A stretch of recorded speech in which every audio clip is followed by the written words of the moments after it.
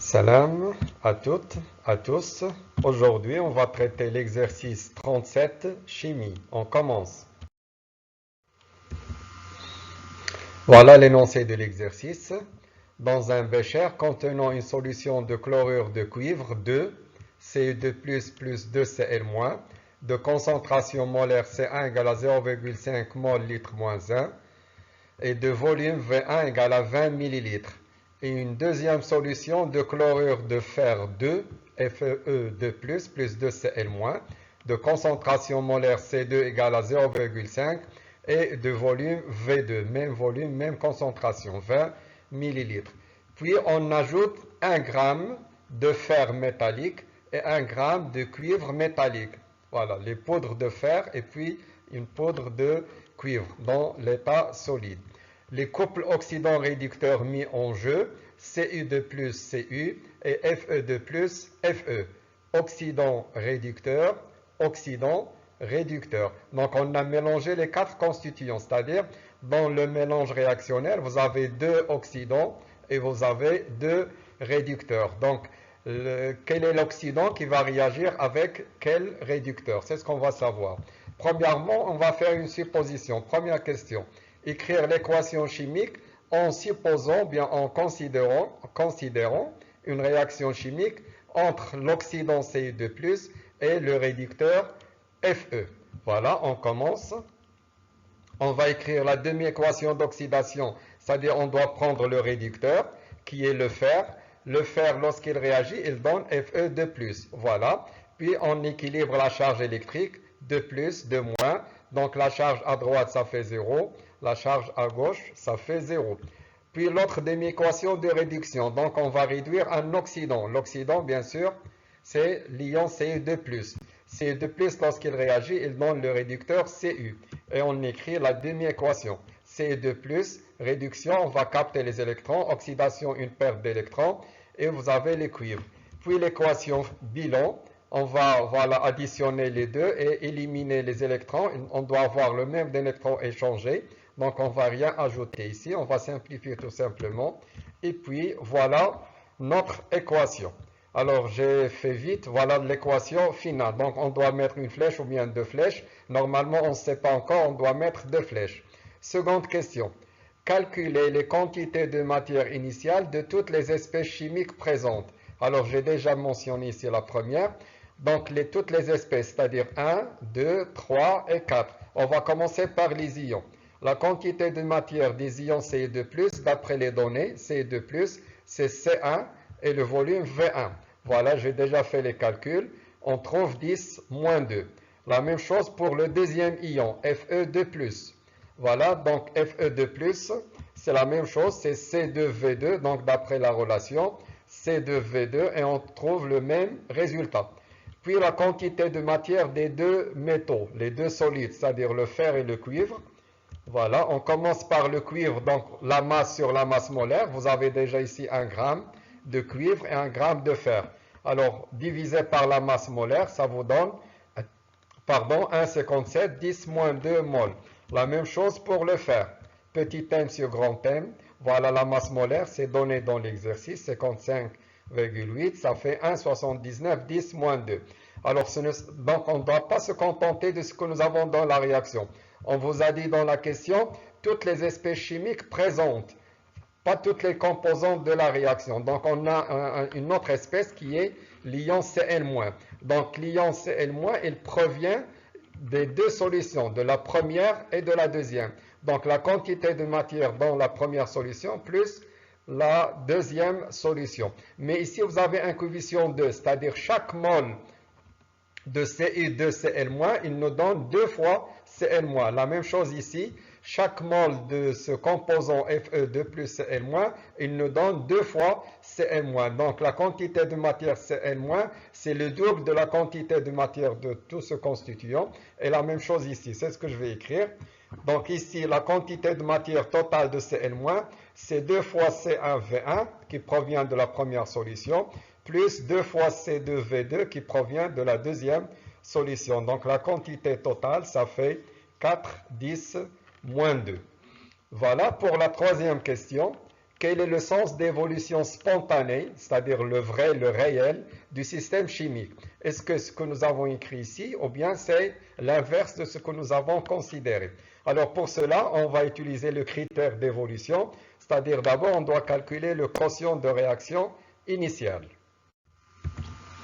Voilà, d'après l'expression, par définition, le quotient de réaction initiale, c'est égal à ce que vous avez à droite sur ce que vous avez à gauche, mais on ne considère pas les solides, d'accord? Donc les solides ne sont pas considérés, donc on aura seulement l'ion Fe de plus sur l'ion Cu de plus. Le fer et le cuivre, ils ne sont pas considérés. Alors la quantité, la concentration, bien sûr, c'est la quantité de matière sur le volume total, quantité de matière sur le volume total. On simplifie le volume total. On aura les quantités de matière qu'on a déjà calculées. 10 moins 2, 10 moins 2, ça fait 1. Et on compare le quotient initial par rapport à la constante d'équilibre qui est donnée dans l'exercice. Donc 1, c'est largement inférieur à 10 moins 26. Alors on conclut que le système évolue spontanément dans le sens direct. Voilà, donc question numéro 4. Dresser le tableau d'évolution, bien le tableau descriptif de l'avancement de la réaction. Donc, on aura besoin de ce tableau. Voilà notre réaction.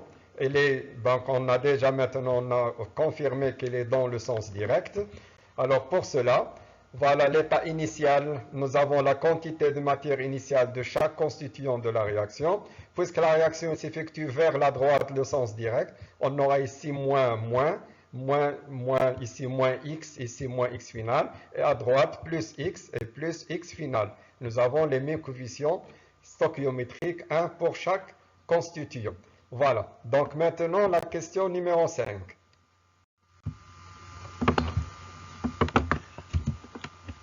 Voilà, alors pour la 5e question, déterminer la valeur de l'avancement final de la réaction.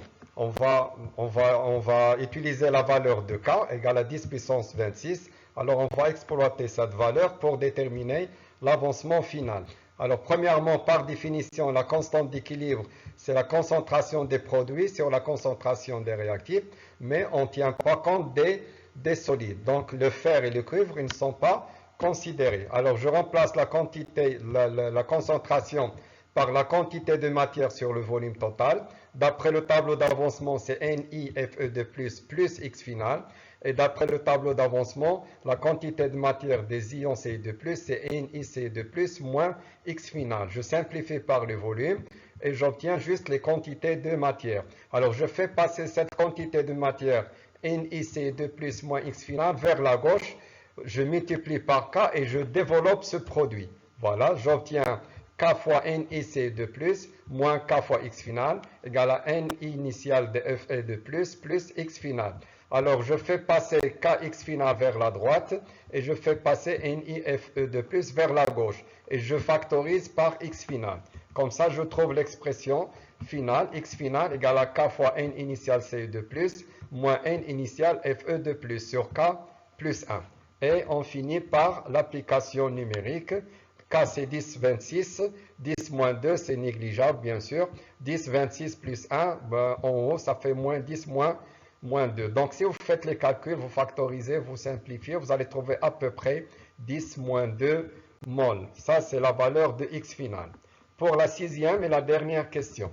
Calculer la masse du fer et celle du cuivre à la fin de la réaction, c'est-à-dire les quantités qu'on va trouver à la fin, ce qui reste du fer et ce qui reste du cuivre.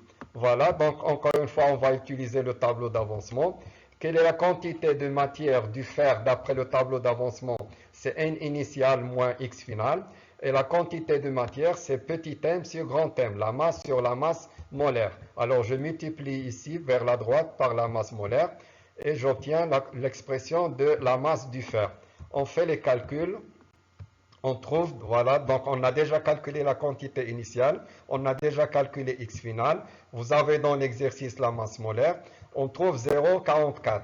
Alors initialement, nous avons 1 gramme de fer, donc une partie du fer a réagi, et il reste 0,44 grammes de la quantité initiale qui vaut 1 gramme. La même chose pour le cuivre.